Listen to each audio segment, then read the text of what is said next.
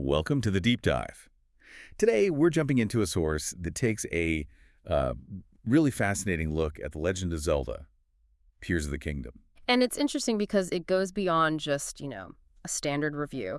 This source really digs into what makes the game tick, Right. especially how it pulls off that tricky balance, feeling like comfortable and familiar, but also completely exhilaratingly new. Exactly. So our mission here for this deep dive is to unpack this source and figure out how it argues the game achieves that. Why does this analysis call it a reinvention? Yeah, it's less about is it good? I mean, the source clearly thinks it is, and more about the design choices. How does a massive franchise like Zelda evolve so dramatically? It's a great question. What happens when a sequel doesn't just add features, but sort of reimagines the whole thing? That's what we're exploring using this source. So whether you've played it for hundreds of hours or you're maybe just curious about all the buzz, Or maybe you're just thinking about that idea generally. How can something familiar be made fresh again? let's unpack it. Okay, so first off, the source sets the stage. It acknowledges, yes, this builds on Breath of the Wild, which was already, a huge shift for Zelda. But crucially, it points out straight away that the world isn't just the same Hyrule with a few tweaks. It's been fundamentally transformed. How so? Well, it talks about these cataclysmic events, not just like lingering evil from Ganon, but actual physical upheavals, huge chunks of earth lifted into the sky, Wow. and at the same time, revealing these ancient ruins deep underground. So the landscape itself is radically different. The source says it constantly dazzles, right? You might be walking through a valley you sort of recognize. And then suddenly you're soaring way up high, navigating these cloud-swept islands. Yeah, or dealing with floating rocks and moss-covered towers. It sounds Yeah. incredibly vertical. Exactly. The source stresses this isn't just a bigger map, it's a vertical redesign, plus that whole underground layer. It completely changes the geography. And this encourages exploration. Yeah. Yeah. The source says it invites curiosity. Definitely. And it pays off. It rewards your curiosity with hidden shrines, secret materials, and mystical creatures. So exploring feels genuinely worthwhile. It really sounds like it changes the whole interaction with the world, which brings us to Link's abilities.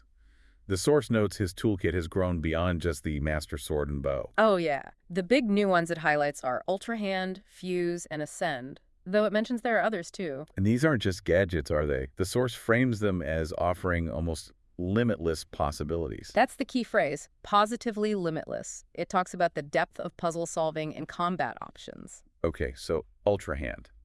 That's the one where you can grab and move almost anything and stick things together. Well, Ultra Hand is the grabbing, moving, rotating. Fuse is the sticking things together part, weapons to materials, shields to rockets. Ah, right. Fuse, got it. So you can combine stuff creatively. Exactly. And Ascend lets you just pop straight up through ceilings. That sounds incredibly useful. The source gives some fun examples like, want to rig a carriage to a minecart, attach a bomb to a boulder, and send it careering toward a bandit camp. You absolutely can. Uh-huh. Okay.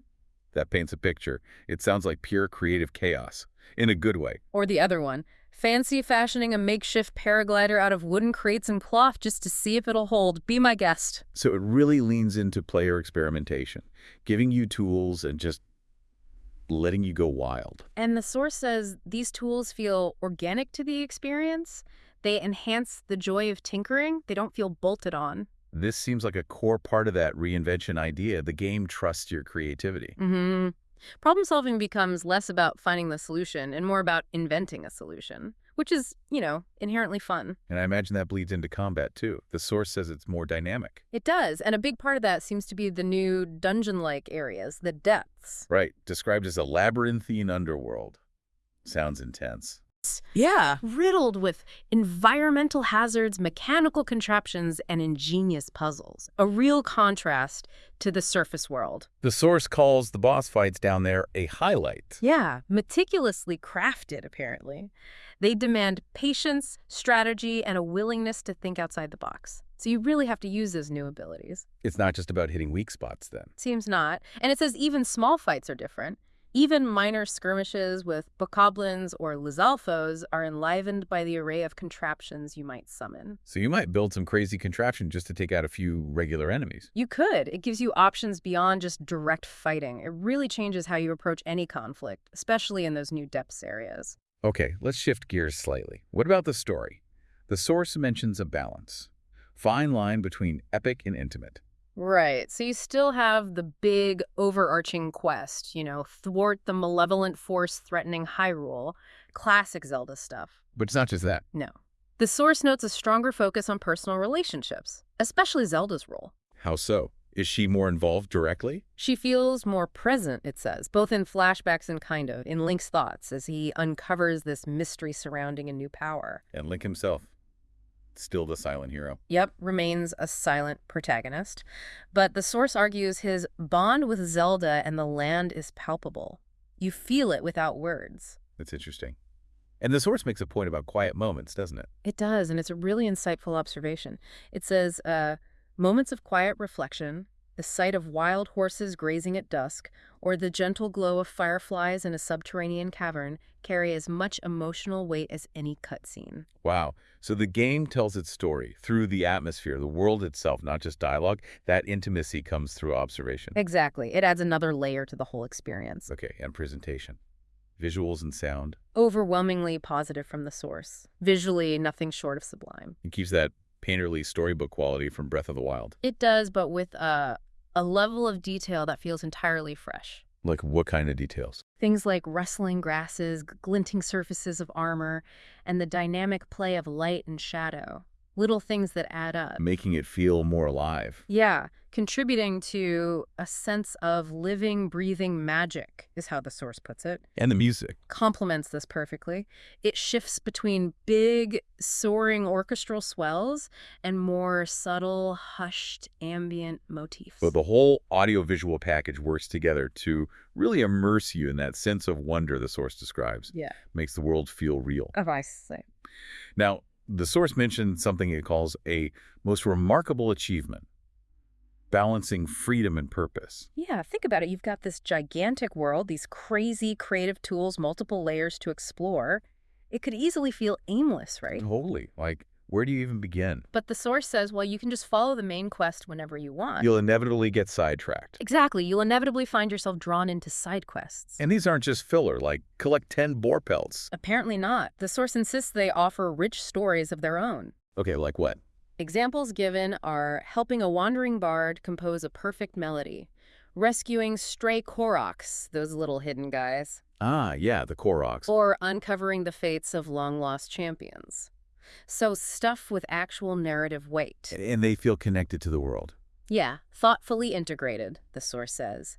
And the rewards aren't just rupees and gear, though you get that too.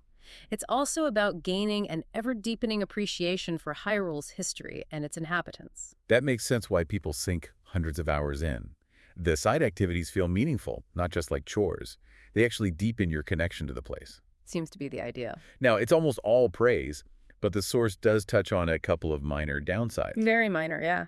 It mentions occasional frame rate dips. When things get too busy on screen. Pretty much. When too many physics objects populate the screen, which, given the building mechanics, you can see how that might happen sometimes. Sure, pushing the hardware.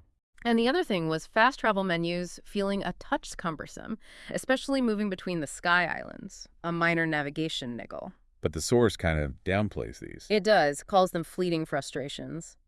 Basically says the game's ambitions sometimes bumps against technical limits, but it doesn't really spoil the huge achievement overall. Right, which brings us back to that main point, the conclusion. After all this exploring, building, fighting, the source is clear. This isn't just a sequel.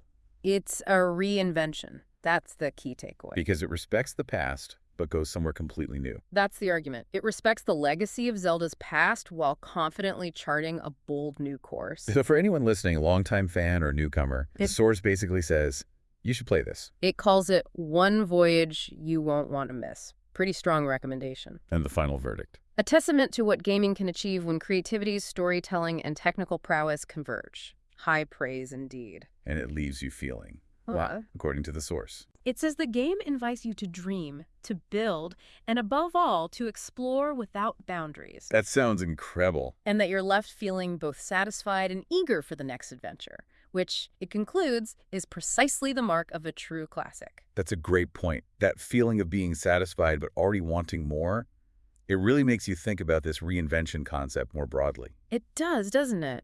If something like this game can successfully blend the familiar, the comforting parts, the characters, the world's feel, the adventure, With things that are radically new, like the Ultrahand physics or the Sky Islands. completely changing how you interact and solve problems. Yeah.